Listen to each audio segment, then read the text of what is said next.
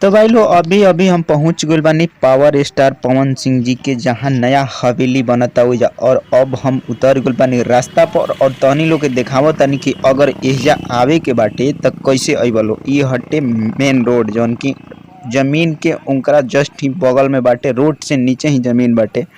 त ई हटे मेन रोड सिन्हा मार्ग रोड जौन की गांगी पुल से कुछ दूर पर बाटे और ई हटे एजा से जस्ट ही उतर तड़लो। त ई हटे पावर स्टार पवन सिंह जी के जौन नया हवेली बना ताटे जौन की बाउंड्री मारल बा, सामने दिखत बा तहनी लोग के। ई हटे जौन की कतना बड़ में बाउंड्री मारल बाटे, का नजारा बाटे। गजब गजब से कतना चौड़ा से पाया दिहल बाटे दोनों साइड, ओकरा बाद भी पाया बाटे और इतना बड़ सब बाउंड्री मार के छोड़ल गइल बाटे जौन की तहनी लोग खुद देख लो।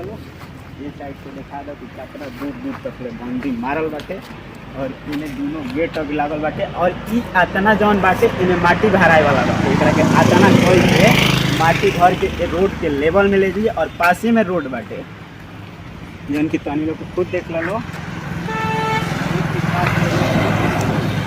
गाड़ी आवत सब जाते से एकदम पासी में रोड बाटे और ई हटे जौन अस्थाई सिन्हा मार्ग रोड के आसपास में बाटे। चलो।